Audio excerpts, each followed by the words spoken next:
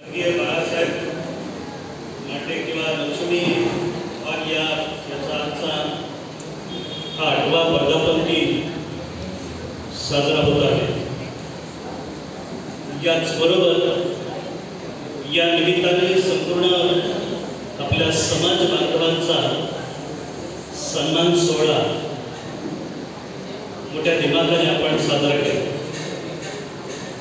भगवान श्रीकृष्णाविषयी बोलताना मला पूर्ण भावना आहे, आज यादवांच्या साम्राज्यामध्ये बोलतो आणि मला फक्त अर्धा तास दिलेला आहे। भगवान श्रीकृष्ण ही अशी व्यक्तिरेखा आहे, अनेक आयुष्य फेटे पडते तरी सुद्धा त्याचा एक गुण जरी आपल्या अंगी बाळगला तरी आपलं जीवन कृतार्थ झालं असं आपल्याला म्हणावं लागेल। खरं तर सत्कार सन्मान सोहळा झाल्यानंतर कार्यक्रम संपतो, पण भगवान श्रीकृष्णाची व्याख्या अशी आहे, जिथं संत तिथं सुरू होतं त्याला भगवान श्रीकृष्ण म्हणतात। त्यामुळे कार्यक्रम सुरू झालाय असं आपल्याला म्हणायला हरकत नाही। आणि ही वेळ आहे तत्वज्ञानाची नाही तर निष्ठांची वेळ आहे। त्यामुळे हा वेळ नक्कीच घेणार नाही। फक्त माझ्या मनात आता असा गोंधळ चालू आहे की मला भगवान श्रीकृष्ण अर्ध्या तासात मांडायचं हे माझ्यासमोर सगळ्यात मोठं आव्हान आहे। कारण किमान किती दिवस चालतील असा एक पैलू भगवान श्रीकृष्णाविषयी आपल्याला नक्की बोलता येईल।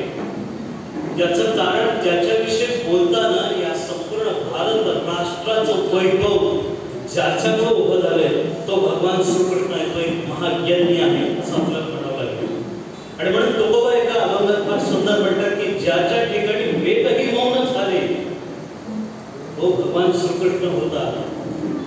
आपली वाणी आणि आपलं मन या प्रतिभा शक्तीच्या पलीकडे जाऊन आवाक्याच्या पलीकडे जाऊन असणारा असा ज्याच्याशी चिंतन करावं, ज्याचा विचार करावा असा एक महा प्रगल्भ असा विचार असलेला या संपूर्ण भारत भूमीचा एक राष्ट्र निर्माता म्हणून भगवान श्रीकृष्णांची व्यक्तिरेखा आपल्या समोर येते।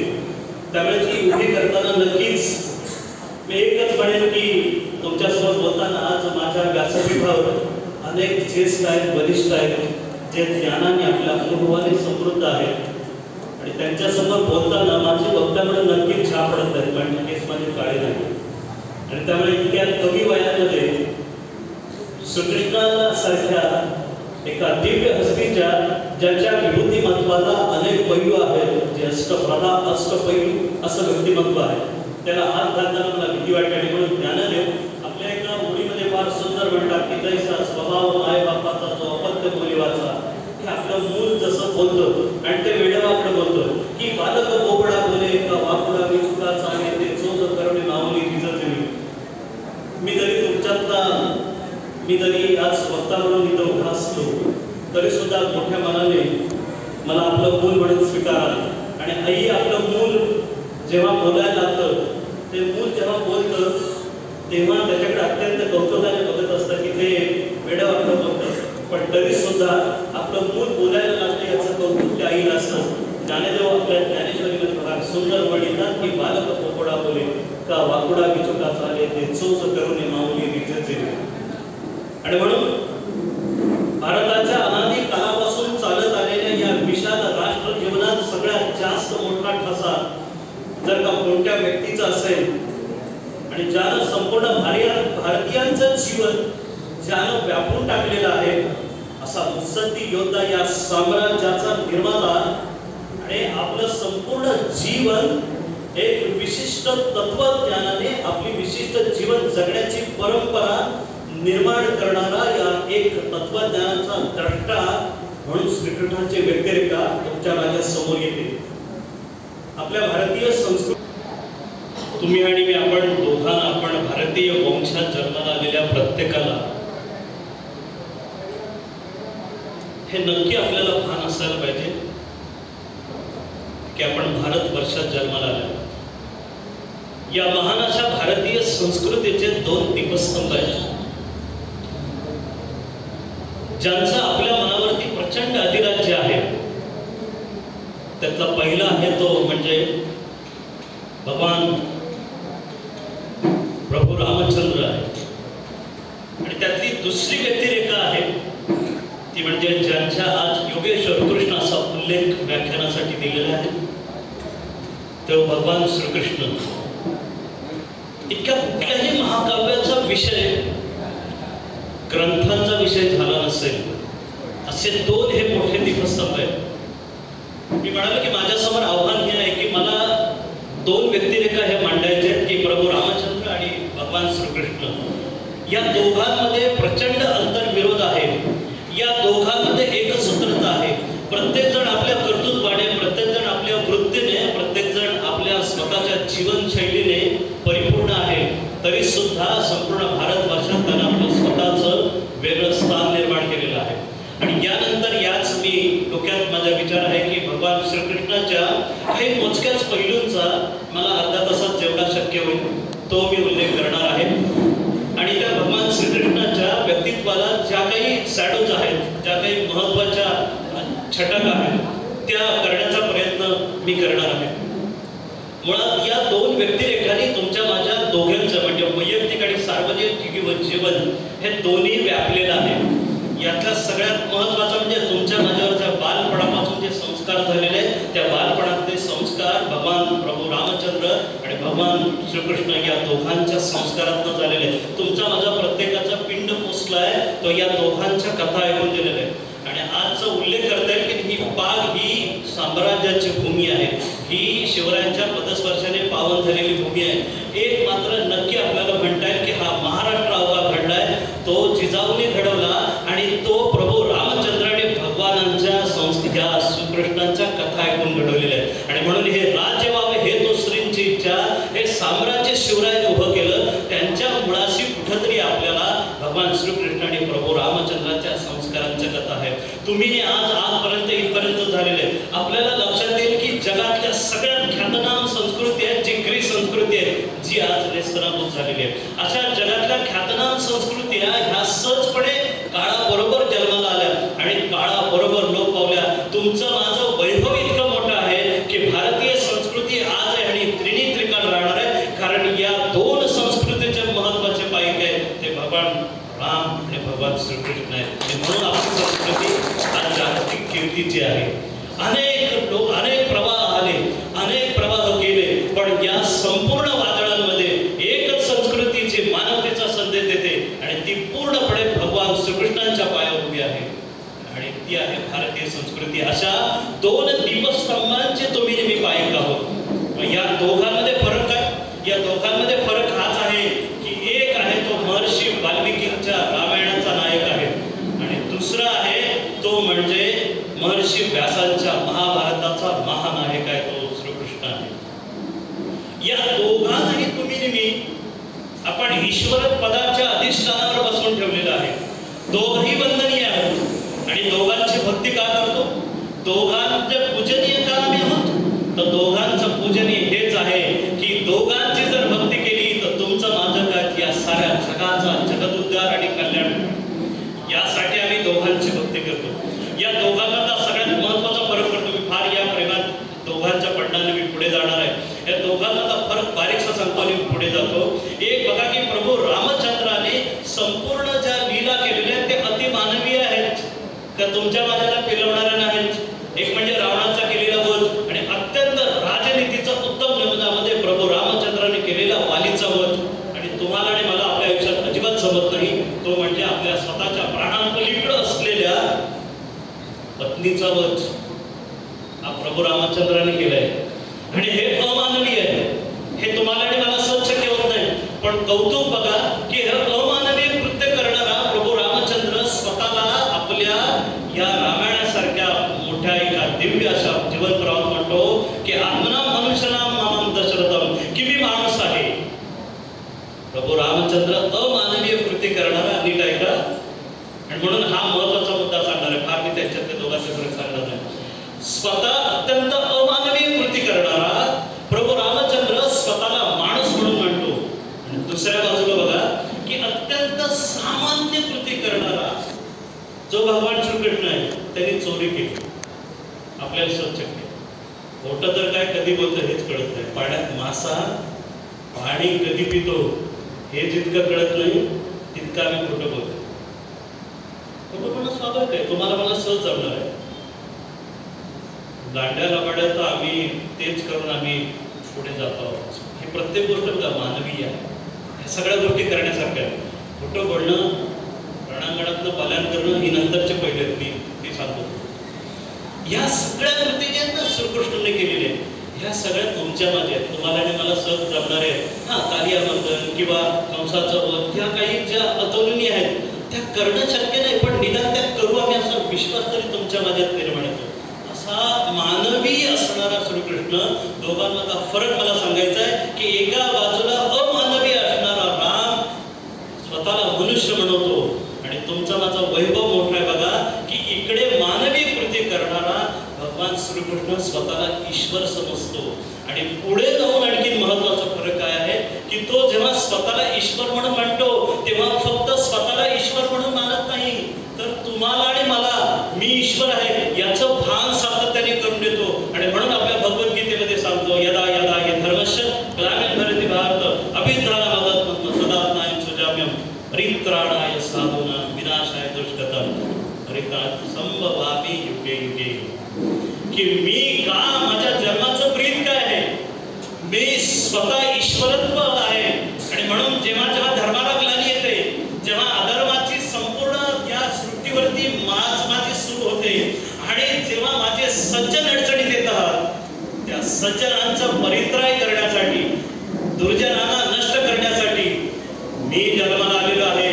संभवामी युगे युगे, मी अशा प्रत्येक काळात जन्माला येतो. हे संपूर्ण स्वतःबद्दलचं त्याचं अस्तित्व आपल्याला पावलं पावली जाणवतं. राम तत्वनिष्ठ होता, सत्यनिष्ठ होता आणि श्रीकृष्ण मित्रांनो तो अत्यंत व्यवहारवादी होता. राम सत्यनिष्ठ का होता त्याची कारण वेगळी आहेत, मी तयार केली होती पण मी आता सांगणार नाही. आणि श्रीकृष्ण व्यवहारवादी का होता याची देखील कारण आहे. कारण रामायणानंतर 35 पिढ्यानंतर महाभारत घडले आणि त्यामुळे सुरुवातीचा उपनिषदाचा काळ हा अत्यंत आदर्शवादी होता आणि या समाजाला नैतिक मूल्य देण्याचा अधिकार रामाचा होता. म्हणून राम अत्यंत सत्यनिष्ठ आहे, अत्यंत प्रामाणिक आहे आणि आदर्शाचा अत्यंत उत्कट असा एक माणुसकीचा आदर्श नमुना आहे जो तुम्हाला मला अजिबात केलं नाही. त्यामुळे हा प्रश्नच येत नाही आजच्या काळात कृष्ण अनुभवा की राम अनुभवा. कारण आजचं जगणं इतकं गुंतागुंतीचं आहे. त्या काळात रामायणानंतर 35 पिढ्यानंतर श्रीकृष्णांचा महाभारत आहे आणि त्यामुळे इतकं जीवन पुढे गुंतागुंत होत गेलेलं आहे. त्यामुळे कृष्णाला काळाबरोबर त्या पद्धतीची नैतिकता बदलावी लागली आणि म्हणून राम हा अत्यंत आदर्शवादी ठरतो आणि भगवान श्रीकृष्ण हे अत्यंत वास्तववादी आदर्शवादी आहे. या दोघांनी अखंड भारत पादाक्रांत केलेला आहे.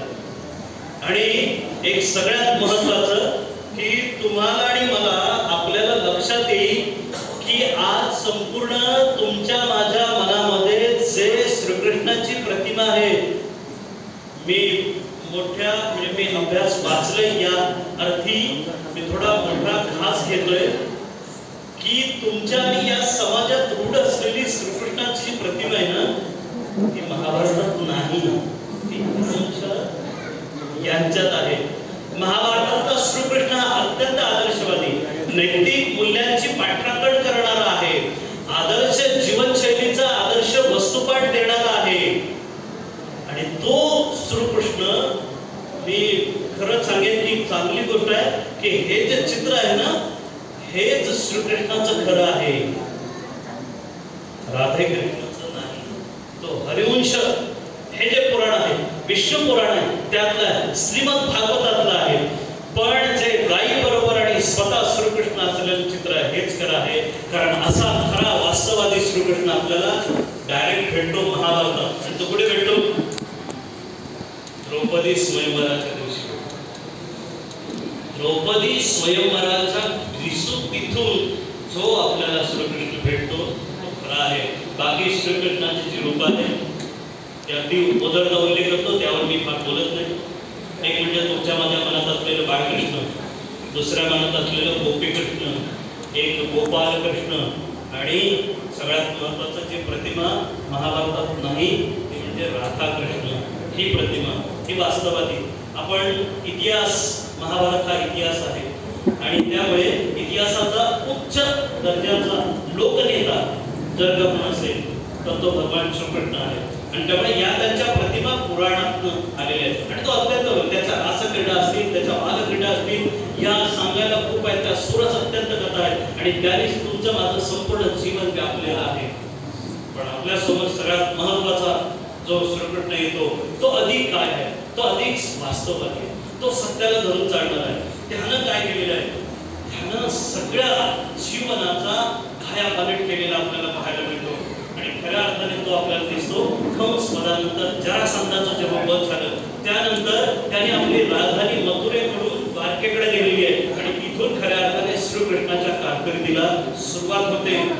याचा अर्थ पुराणातला असलेला श्रीकृष्ण आहे हा वंदनीय आहे आणि तो आपल्याला आदर्शवतच आहे, त्याची प्रतिमा अप्रतिम आहे. पण आपल्याला महाभारतात भेटलेला जो श्रीकृष्ण आहे तो मात्र अधिक श्रेष्ठ आहे, अधिक सकस आहे. तो आपल्या तुमच्या माझ्या जीवनाच्या जवळ जाणार आहे. त्याच्या व्यक्तिरेखात असंख्य अंतर्विरोध आहे. तो एका प्रसंगात असा वागेल तर दुसऱ्या प्रसंगात कसा वागेल याची गणती आपल्याला हाताळणार नाही. त्यांचा अंतर्विरोध आहे. प्रचंड शिष्टाई केले त्यांनी. अश्वत्थामाला पकडायला जेव्हा भीमार्जुन गेले तेव्हा अश्वत्थामाने सांगितलं की जर का तुम्ही मला पकडलं मी तुमच्यावर काय सोडेल तर ब्रह्मास्त्र सोडेल ज्याची अखंड संपूर्ण पृथ्वी जळून जाईल. तेव्हा ब्रह्मास्त्र सोडण्यानंतर भीमार्जुन घाबरले नाही त्या अश्वत्थामाला. त्यांनी पुढे धजावले, गेले पुढे आणि गेल्यानंतर अश्वत्थामाने ब्रह्मास्त्र सोडलं, सारी पृथ्वी जळायला लागली. अशा वेळेला भगवान श्रीकृष्ण म्हणतात ज्याला अश्र आवडता येत नाही त्यांना अश्र सोडण्याची अवज्ञा त्याला अज्ञाच देऊ नये. असं असताना असं म्हणायला लागला. मी तुम्हाला अंतर्विरोध सांगतोय, कथा मी जास्त रंगवून सांगत नाही, फक्त गरजेपुरती मी घेतोय कारण ही कथा सांगितलेली तर तुम्हाला कळणार नाही त्याचा अंतर्विरोध. तेव्हा अश्वत्थामा पिधी हसायला लागला आणि तो म्हणायला लागला माझं काम झालं, आता ब्रह्मास्त्र मागे येऊ देत ना तो नको येऊ देत, मला काही त्याची फिकीर नाही.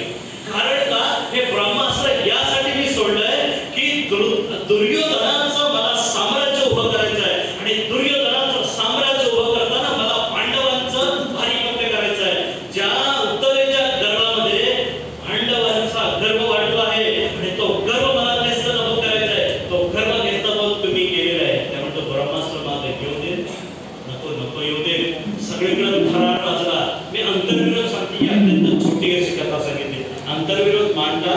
याच्या पुढे कथा अशी जाते की द्रौपदी आणि हे सगळे पांडव श्रीकृष्णाकडे गेले आणि तो आम्हाला वचन दिलं होतंस की गर्भ वाचवणार आहेस, गर्भ कसा वाचवणार आहेस याविषयी तुम्हाला आश्वासन दिलं होतंस, ते काय करणार आहेस.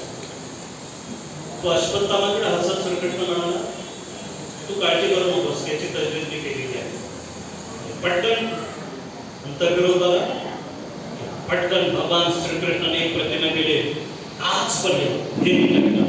आजपर्यंत मी कधीही खोटं बोललं नसेल.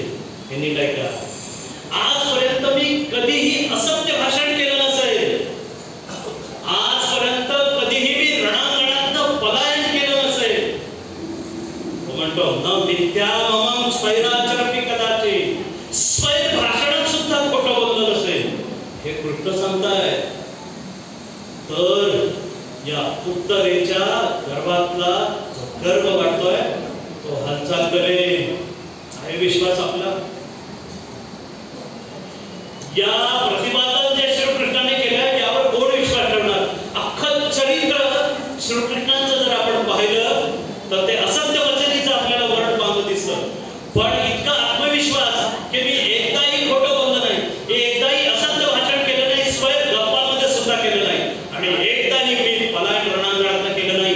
हा उच्चांक रणांगणात पळण्याचा. पण एक गोष्ट लक्षात घ्या, ज्या भगवान श्रीकृष्णाने ही भीष्म प्रतिज्ञा केली काही मिनिटाचा चमत्कार महाभारत असं सांगतं की नंतर लगेचच त्या उत्तरेचा गर्भ जो आहे तो हालचाल करायला लागला. हे काय सिद्ध करतं? हे सिद्ध हेच करतं की भगवान श्रीकृष्ण जिथं जिथं खोटं बोलला, भगवान श्रीकृष्ण जिथं जिथं असत्य भाषण केलं, भगवान श्रीकृष्ण तिथून तिथून पलायन केलं, पण तरी सुद्धा तर का धर्म जिवंत कसा झाला? हे काय आहे? अंतर्विरोध आहे, पलायन काय? जरासंधाचा आधिपत्य करताना 18 स्वाऱ्या केल्या होत्या. एकदाही जरासंधाच्या समोर श्रीकृष्ण गेलेले नाही. सगळे सैनिक लढताना हैराण झाले आणि तेव्हा सैनिकच एका ठिकाणी गेले की आता तरी स्वाऱ्या थांबवा. एका राज्यात, छोट्या राज्यावरती, अगं जरासंधाचे केवढे मोठं साम्राज्य होतं आणि छोट्या राज्यावरती सातत्याने जेव्हा 17 स्वाऱ्या केलेल्या तेव्हा सैनिक लढताना श्रीकृष्णाकडून मेधाकुटीला आले. तेव्हा त्यानं श्रीकृष्ण कायम पलायन करतो किंवा तेवढं लढत नाही हे कळल्यानंतर त्यानं काल यवन नावाचा एक मुष्ट योद्धा पाठवला. भगवान श्रीकृष्णाने सांगितलं मी अंतर्विरोध सांगताना दोनच फक्त गोष्टींचा उल्लेख करणार आहे. आणि ते सांगत असताना काल यवन सारखा एक मोठा अत्यंत बलाढ्य असा जो पराक्रमी शिवराय तो पाठवला आणि भगवान श्रीकृष्णाला आवाज दिला की ये मला मल्लयुद्ध करायला. भगवान श्रीकृष्णाने ते स्वीकारलं आणि बाहेर आले. आखाड्यात आता जाणार, आखाड्यात पाऊल टाकलं आणि काल यवनाने फक्त असा कटाक्ष टाकला. कटाक्ष टाकल्यानंतर तिथून जे पलायन केलं तर श्रीकृष्ण पुढे आणि काल यवन त्याच्या मागे.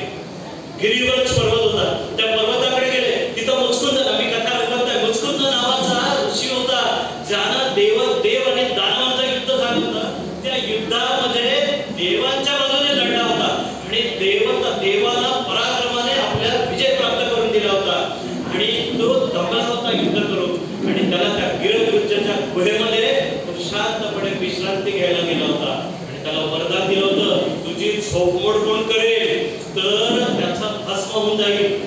अशा वेळेला भगवान श्रीकृष्ण त्या गुहेत घुसले. एका कोपऱ्यात गेले, आपल्या अंगावरची शाल घेतली, ती शाल त्या मुचकुंदाच्या अंगावरती टाकली आणि एका कोपऱ्यात गुपचूप जाऊन लपून बसलेले. हा काल यवन बघितला, रे शाण्या, मला युद्धाचं आव्हान देऊन तू मात्र इथे येऊन झोपलास काय? म्हणून ती शाल पटकन अंगावरची बाजूला काढली. बाजूला काढल्यानंतर मुचकुंदाच्या छातीवरती जी लाथ मारली. भगवान श्रीकृष्ण मुचकुंद का झाला म्हणाला माझे आणि डोळे उघडतात क्षणी खाली येऊन भस्मसात झाला. टाळ्या वाजवत बाहेर आला. म्हणाला तू बाबा झोप, आता तुझं काम झालंय. शाल त्याच्या अंगावरची घेतली, आपल्या अंगावरती घातली, पाठमोरा झाला आणि निघाला. एका बाजूला हे पलायन आहे, मगाशी असत्य वचन आहे, या सगळ्या गोष्टी केल्या आणि त्यानं स्वतः प्रतिज्ञा केली. पण त्याने प्रतिज्ञा केली ना, त्या प्रतिज्ञा पण त्याला मोडायला लागल्या. भीष्माची प्रतिज्ञा होती मी रणांगणात कधी शस्त्र टाकणार नाही, पण ती सुद्धा प्रतिज्ञा त्यानं मोडायला लावली. स्वतः अखंड प्रतिज्ञा केल्या पण त्या प्रतिज्ञा मोडायला त्यानं भाग पाडलं. युधिष्ठिरला नरोडवा पुंजरवा. युधिष्ठिर तर सत्याचा अत्यंत पराकोटीचा काय होता तर सत्य मांडणारा होता, पण युधिष्ठिराला देखील त्याने काय केलं, सत्य मोडायला भाग पाडलं. अशा असंख्य आहेत. आणि या सगळ्या प्रतिष्ठे जेव्हा कुरुक्षेत्रावर युद्ध सुरू होतं तेव्हा युधिष्ठिराला वाटलं की मी पण महान योद्धा आहे म्हणून कर्णासमोर लढायला गेला. कर्णासमोर लढायला गेल्यानंतर कर्णाला त्यांनी सांगितलं की मी तुझ्याशी लढतो आहे. कर्णाने असा बाणांचा वर्षाव केला, युधिष्ठिराला खायला केलं आणि आल्यानंतर त्याने युधिष्ठिराची चौकशी केली. म्हणे तुम्ही रणात कुठं दिसले नाही. आल्याने युधिष्ठिराने पहिला प्रश्न विचारला कर्णाला मारलंस का? तो म्हणाला नाही, मला माझी कर्णाची भेटच झाली नाही. मग का आलास? तुझं कसलं पराक्रम आहे? तुझा भाव रक्तबंबाळीत झाला असताना, एक पांडवाचा सेनापती गर्भपीठ झाला असताना तू इतका पराक्रमी योद्धा असून सुद्धा तुला कर्णाला मारता आला नाही, तुझा भाव जखमी झालाय आणि तू या गोष्टी विचारतोस तरी कशाला? कसलं तुझं ते गांडीव धनुष्य आहे? याचा राग आला प्रचंड. अर्जुन धावत गेला युधिष्ठिराच्या अंगावर, आपला तलवार टोचून. तेव्हा श्रीकृष्णाने जी शिष्टाई केली ना ती भारी आहे. ती सांगतो मी पुढे जातो. ती शिष्टाई काय केली? अरे म्हणे थांब थांब थांब. नाही म्हणाले मी गांडीव धनुष्याचा अपमान जो माझा करतो ती माझी प्रतिज्ञा, त्याचा मी संरक्षण करतो. म्हणाले तर मी तुझाच भाऊ आहे आणि तुझी प्रतिज्ञा जर केलीच असेल तर तू करू शकतोस. पण म्हणाले धर्मशास्त्र काय सांगतं? धर्मशास्त्र काय सांगतं? अर्जुन म्हणाला धर्मशास्त्र हेच सांगतं की जर का एखाद्या माणसाची आपण निंदा केली तर शिरच्छेद केल्यासारखंच आहे. म्हणून तू तुझ्या भावाची निंदा कर. म्हणाले खरं आहे? म्हणाले मी नाही सांगत, हे धर्मशास्त्र सांगतं. म्हणाले हे मी सांगत नाही, धर्मशास्त्र कसं खरंय खरंय खरंय म्हणून तर सांगतो, धर्मशास्त्रात सांगते की वधापेक्षा निंदा होईल. म्हणून बघा, आपल्याला कुणी कान पडवलं ना तर आपल्याला चालतं, पण चार चौघात कुणी आपला अपमान केला आपल्याला अजिबात चालत नाही. ही भगवान श्रीकृष्णाची सिस्टम आहे. भगवान श्रीकृष्णाला वाटलं बरं झालं, अर्जुन शांत झाला. अर्जुन शांत झाला नाही, पुढे अर्जुन पुन्हा पेटून उठला. का पेटून उठला? अरे म्हणाले, माझ्या हातून फारच अपराध झाला. काय अपराध झाला? तर मी माझ्या मोठ्या भावाचा अपमान केला, माझ्या हातून मोठा पातक घडलं. ही देखील माझी प्रतिज्ञा आहे. काय प्रतिज्ञा आहे? की माझ्यापेक्षा वयाने ज्येष्ठ, माझ्या प्राणांपलीकडे असणाऱ्या माझ्या भावाची मी निंदा अनिष्ट केली. त्यामुळे मला करण्याचा अधिकार नाही. मी माझा आता स्वतःचा शिरच्छेद करणार. चांगलं केलं. कर कुणाचा संपव स्वतःला. पण थांब जरा, धर्मशास्त्र काय सांगतं? पुन्हा धर्मशास्त्र काय? धर्मशास्त्र हे सांगतं, तो म्हणाला काय सांगतं? आता काय सांगतं? तो म्हणाला काही नाही, आत्महत्या करणं या धर्मशास्त्रात सांगितलंय. स्वतःची आत्मस्तुती कर, ही आत्महत्याच असते. तो म्हणाले हे खरं, हे पण खरं. दुसऱ्याची निंदा करणारे हा वध आहे. बघा, दोन संस्कार केवढे मोठे. भगवान श्रीकृष्णाच्या राजनीतीतले हे दोन मोठे संस्कार आहेत. एक, दुसऱ्याची निंदा हा सुद्धा बोध आहे, आणि आत्मस्तुती ही आत्महत्या आहे. एवढा मोठा संस्कार आहे. त्याने ना, मी पुढे कट करतोय, त्याने ना शत्रू तर मारलेच, कंस मारला, जरासंध मारला, आलिया बंदर केलं, पण त्याने ना आपले पण मारले. घटोत्कच सारखा बलाढ्य असणारा स्वकीय भीमाचा पुत्र, त्याला मारण्याचं काय कारण होतं? राजनीती काय बघा, आजच्या ज्या राजनीतिक हा जो प्रवास चालू आहे, आणि म्हणून श्रीकृष्णाची कुटीनीती, कृष्णनीती अशी मांडली जाते. बलाढ्य परकीय सत्तेला ज्याने हादरवून सोडलं, त्या अशा महान राक्षसांचं ज्याने पारिपत्य केलं, तो श्रीकृष्ण स्वकीयांचं देखील पारिपत्य करतो. काय कारण? घटोत्कच हा भीमाचा पुत्र बलवान, त्याला मारण्याचं कारण काय? आणि त्याला मारत असताना पांडव दुःखित झाले, आणि दुःखित झाल्यानंतर ते जेव्हा दुःखात रडायला लागले, तेव्हा श्रीकृष्ण हसत त्यांना सामोरं गेला आणि म्हणाले, आम्ही इथं भीमाचा पुत्र केलाय, आणि तू मात्र हसत काय? तर म्हणाले, बरं झालं घटोत्कच गेला. म्हणाले, कसं काय? हे भीमाला सांगू नकोस, आणखी काहीतरी होईल. घटोत्कच गेला नसता तर तुमचा पराभव झाला असता. काय राजनीती? म्हणाल कसं काय? कसं काय म्हणजे? तुम्हाला निर्णयासाठी कोण हवंय? अर्जुन हवंय की घटोत्कच हवंय? किती एकाही क्षणाचा विलंब न करता आम्हाला अर्जुन हवंय. अर्जुनासाठी मी घटोत्कचला मानले. का? तर कर्णाने त्यांनी वासवी विद्या जी आहे ते राखून ठेवली होती अर्जुनासाठी. जर वासवी विद्या वापरली नसती आज घटोत्कच, तर अर्जुन गेला असता. काय रणनीती! आपले कधी पुढे करायचे आणि आपल्याला कधी मागे खेचायचं, आणि परक्याला कधी पुढे करायचं, आणि आपली राजसत्ता कशी टिकवायची, हे राजकारण त्याच्याकडनं शिकावं. घटोत्कचचा देखील त्यांना आत्मघाती पडली. म्हणाले, जर घटोत्कच आज गेला नसता तर मला याच युद्धात घटोत्कचला मारण्याची वेगळी रणनीती आखावी लागली असती. म्हणून गोष्ट लक्षात ठेवा, कोणाचाच कैवारी नव्हता, फक्त पांडवांचा कैवारी होता. तो पांडवांचा कैवारी का झाला? एका बाजूला गौरव 18 लक्ष वेळी असलेल्या महासाम्राज्याचे सत्ताधीश होते, आणि दुसऱ्या बाजूला पांडव अत्यंत भणक होते, अत्यंत अल्प होते. दारिद्र्य होते असा शब्द जरी वापरला तरी चालेल, एका समीक्षकाने तो वापरलाय. आणि वनवासी होते, मग तरी सुद्धा हा इतका मोठा राज नेता असलेला माणूस पांडवांच्या बाजूने का गेला? तर त्याला एका संस्कृतीचं कारण आहे, जे फक्त मी उल्लेख करतो आणि पुढे जातो. ती म्हणजे वशिष्ठ संस्कृतीची, ज्ञानाची संस्कृती आहे, जी प्रचंड विद्वत्तेची संस्कृती आहे, जी नारायणी संस्कृती आहे. आणि म्हणून राज्यसत्ता असताना तो पांडवांचा पाठीराखा झाला. आणि असं सगळ्या ठिकाणी राजनैतिकतेचे आपले धडे देणारा श्रीकृष्ण आपल्याला भीष्म पर्वात, कुरुक्षेत्रावर आणि द्रौपदीच्या निमित्ताने आपल्याला बघायला मिळतो. यानंतर त्यानं पूर्णपणे आपलं संपूर्ण जीवन जे खर्च केलेले ते महाभारत घडवण्यासाठी खर्च केलेलं आहे. त्यानं भीमाला वाचवलंय, त्याने एक वेळ अर्जुनाला वाचवलंय, त्याने एक वेळ युधिष्ठिरला वाचवलंय, त्याने अनेकांना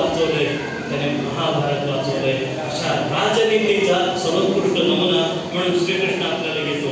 बाळकृष्ण, गोपाळकृष्ण ही त्याची सगळी रूपं आहेत. आणि तुमच्या माझ्या समोर मित्रांनो जे प्रतिमा उभी केली जाते ती म्हणजे 16,108 राण्या ज्याच्या आहेत, ज्याच्या असंख्य रासक्रीडा, ज्याच्या बालक्रीडा श्रीमद भागवतातून अनेक पुराणातून अशा पद्धतीने रंगवल्या जातात. याचं फार मोठं वाईट वाटतं की हा महापराक्रमी असणारा एक योद्धा त्याच्यासारखा बाळ कोण झाला नाही, त्याच्यासारखा प्रवक्ता कोण झाला नाही, त्याच्यासारखा ग्रंथकार कोण झाला नाही, त्याच्यासारखं खोटं कोण बोललं नाही, त्याच्यासारखी माती खाल्ली नाही, पण ती माती खाल्ली आणि त्याच मातीतनं आपल्या यशोदेला ब्रह्मांड दाखवलं. असा बहुआयामी असलेला हा श्रीकृष्ण मात्र आपल्याला फक्त 16,108. बरं 16,108 तरी काय, नरकासुराच्या बंदीवानात राहिलेल्या स्त्रिया, ज्या स्त्रिया बंदिवानात असताना त्या याचना करत होत्या आम्हाला सुटकेची, आणि तो या द्वारकेचा राणा त्या स्त्रियांची सोडवणूक करण्यासाठी या नरकासुराच्या वरती चालू केलाय. त्याने त्या स्त्रियांची मुक्तता केली आणि स्त्रियांची फक्त मुक्तता करून आपल्याला भागत नाही तर त्या स्त्रियांचं पुनर्वसन होणं हे गरजेचं आहे. या स्त्रिया सुटल्यानंतर त्यांच्यासमोर प्रश्न निर्माण झाला की आता पुढे करायचं काय, आमच्या जीवनाची दिशा काय. आपल्या आजही लक्षात घ्या, या मात्र मुद्द्याकडे तुमचं मी लक्ष वेधून देतो की आजही एखाद्या मुलीवर बलात्कार झाला तर त्या बलात्कारी माणसावर त्याला फाशीची शिक्षा दिली जाते. पण हा प्रश्न मी कधीच विचारत नाही की बलात्कार झालेल्या स्त्रीचं या समाजात पुनर्वसन होतं का. ते पुनर्वसन श्रीकृष्णाने केले म्हणून तो आदर्श. 16,108 राण्या नक्की आहेत त्याला, पण त्या 16,108 राण्यांचं पुनर्वसन कोणी केले ते त्याने केले. त्या काल्पनिक नाही, तो इतिहास आहे. आजही एका स्त्रीवर जेव्हा बलात्कार होतो, आजही जेव्हा एखाद्या स्त्रीची विटंबना होते, तेव्हा त्या स्त्रीला आता समाजातनं तिचं पुनर्वसन होत नाही. पुढे जाऊन हेही गोष्ट सांगतो की त्या स्त्रीचं आपल्या स्वतःच्या नातेवाईकांकडून सुद्धा पुनर्वसन नाही. तिला आई वडील देखील नाकारतात.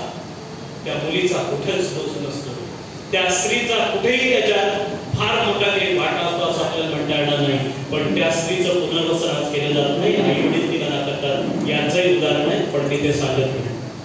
मग अशा स्त्रीजवळ जेव्हा जगण्याचा प्रश्न निर्माण होतो तेव्हा श्रीकृष्ण त्यांच्याशी विवाह करतो. पण आजही आपल्या समाजात एकदा स्त्रीचं विवाह झाला की ती गंभीरपणे या समाजात जगायला आपकडे उभी राहते. तिच्याकडे कोणी वाकड्याला जगायला बघत.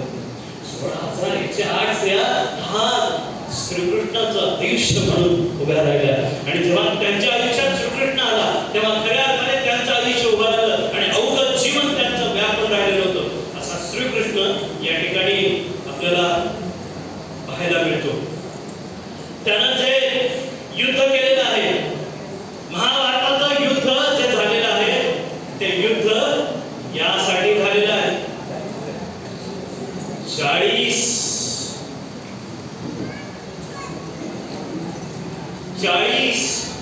लाख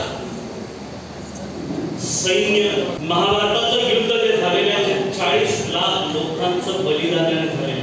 मी फार सांगत नाही, पुढचे 5 मिनिटात संपवणार. 40 लाख लोकांचं जे बलिदान झालेलं आहे. श्रीकृष्णाने असंख्य शिष्टाई केली की युद्ध थांबवावं, पण तरी सुद्धा हे युद्ध का केलं तर द्रौपदीच्या शिलाचं संरक्षण व्हावं. 40 लाख लोकांचा बली देऊन सुद्धा स्त्रीचं चारित्र्य मिटवता येणार नाही. यासाठी श्रीकृष्णाने महाभारतातलं हे महायुद्ध असं केलेलं आहे. आणि शेवटचा पैलू सांगतो, तुम्हाला मला आदर्श होत आहे, तो प्रत्येकाने आपण बघा. श्रीकृष्णाचा आणखी महत्वाचा पैलू म्हणजे अनासक्त योग. हा श्रीकृष्ण अनासक्त योग ज्यानं भगवद्गीता सांगितलेली आहे, तो तुमच्या माझ्या जीवनाचा अत्यंत सार सांगून जातो. ज्यानं असंख्य पाडाव केलेले आहे, त्यानं कधीही सत्तेचा लोभ धरला नाही. त्याने जरासंधाचं परिषद प्राप्त केलं, तिथं त्याच्या मुलाला बसवलं. त्याने कंसाचं वध केलं, तिथं त्याच्याच वडिलांना बसवलं. तिथं प्राजोपेश्वराचा पडाव केला, तिथं नरकासुराच्या मुलाला बसवलं. कधी सत्तेचा मोह त्यानं धरला नाही. त्याला म्हटलं असं तर साम्राज्य उभं केलं. 18 दिवसाचं युद्ध झाल्यानंतर 40 लाख लोकांचा बली गेल्यानंतर पांडवांचं सगळं राज्याचं साम्राज्य ज्याच्या मार्गदर्शनाखाली उभे राहिलं होतं, एका क्षणात जर त्यांना सांगितलं असतं की या साम्राज्याचा आता धनी मी होणार आहे, मी राज्यसत्तेवर बसेल, बसला नाही. पांडवाचं युधिष्ठिराचं राज्याभिषेक राज्याभिषेकाला पण थांबला नाही, सत्तेचा त्याग केला आणि तिथून तो निघून गेलेला आहे. सत्तेचा मोह त्याला धरला नाही. जे करायचं होतं ते सगळ्यांसाठी केलं. तो द्रौपदीला तिचा आवडला, तो दुर्योधनाला सुद्धा त्याचा आवडला, तो कर्णाला त्याचा आवडला, विदुराला सुद्धा त्याचा आवडला, गोपिकांना तो त्याचा आवडला आणि तो सगळ्यांना त्याचाच वाटला. जे जे नाते होती, त्याला बहीण होती, भाऊ होती, नंतर त्याला वासुदेव स्वतःचे वडील तर होते, पण ज्याचं पालन पोषण केलं ती यशोदा होती. या सगळ्यांबरोबर राहिला, सगळी नाती त्यांनी जोपासली, कुठल्याही नात्याला जरा सुद्धा डाग लावला नाही. सगळ्यांबरोबर राहिला, सगळ्यांना वाटलं हा माझा आहे. प्रत्येकाची इतक्या प्रेमाने जगला, इतक्या जवळीकतेने जगला, प्रत्येक नातं तितकं दिलं. हो, द्रौपदीचं तर त्याचं रक्ताचं नातं नव्हतं, पण एक नक्की आहे की रक्ताच्या नात्यांपेक्षा भावनेची नाते अधिक दृढ असतात. त्या पुरुषत्वाच्या आणि स्त्रीच्या सगळ्या परिसीमा गाठून जे एक अद्वितीय नातं त्याला निर्माण केलं होतं, ते द्रौपदीचं होतं. सखा होता तिचा, तिला देखील आपला वाटला होता आणि दुर्योधनाला सुद्धा आपला वाटला होता. दुर्योधनाला एक काय वाटलं होतं की हा जरी परख्याचा असला तरी तो मला युद्धात मदत करेल. दुर्योधन सुद्धा एका विरुद्ध पार्टीचा सेनापती राज्य असताना सुद्धा तो त्याच्याकडे शिकायला जातो, कारण तो सुद्धा त्याला आपला वाटला होता. जे जे करता आलं ते केलं, अनेकांचं पारिपत्य केलं आणि स्त्रीत्वाचं संरक्षण केलं, अधर्माचा पारिपत्य केला. सगळ्या नात्यांवरती अटूट प्रेम करणारा हा श्रीकृष्ण मात्र जो कोणाचा झाला नाही, जो स्वतःचाही झाला नाही, इतका अनासक्त योग तुम्हाला आणि मला कधीच झाला नाही. जो पाण्यात होता पण पाण्यापासून अलिप्त होता, हे अलिप्तपण आहे, ते अनासक्त योग आहे. जे गीतेमध्ये त्यांनी सांगितलेलं आहे, जे फक्त सांगितलं नाही, ते संपूर्ण आयुष्यभर स्वतः जगला. आणि म्हणून त्याचा जन्म हा तुरुंगात झालेला आहे, पण जन्म तुरुंगात झाल्यानंतर सुद्धा संपूर्ण महाभारत घडलं आणि आपलं कार्य सगळं संपलं. हे संपून कुणाचाही निरोप न घेता, कुणालाही न सांगता, फक्त बलरामाच्या पायावर नतमस्तक झाला, पाठमोरा झाला आणि निघून गेला. तुरुंगात जन्म झालेला भगवान श्रीकृष्ण अरण्यात जाऊन निघून गेला. अनेकांना मारल्यानंतर आपल्या वधाचा बदला कोणालाही घेता येऊ नये म्हणून कोणालाही न सांगता सहजपणे गेला आणि त्या कुणाचाही आपल्या मृत्यूचं श्रेय न देता एका सर्वसामान्य व्याध्याच्या मार्फत आपल्या जीवनाची समाप्ती केली. झाडाखाली गेला, डोळे मिटले, समाधीस्थ झाला, एका व्याध्याकडून बाण आला आणि ज्याला या संपूर्ण तुम्हाला पडणार नाही, आम्हाला त्याच्यावर विश्वास बसत नाही, पण ज्याचा मृत्यू अत्यंत लागली आहे, जो या विद्यमान असं अरण्यात झालेलं आहे, तुरुंगात जन्माला येऊन सुद्धा आपलं स्वतःचं आयुष्य कोणालाही न संपवता तो सहजपणे या जगात निघून गेला. तो त्याचं चरित्र अत्यंत स्फूर्तिदायक आहे आणि जन्म जरी बंदिवानात असला तरी दिव्य कृतीने तुम्हाला आणि मला अनासक्त योग शिकवणारा, जीवन जगत असताना कसा तरी गुंतायचं नसतं, कशात जर गुंतो नाही तर त्या जीवनाची आयुष्याची दीपमाळ आपली सुखाची झाल्याशिवाय राहणार नाही. हा जीवनाचा महासंदेश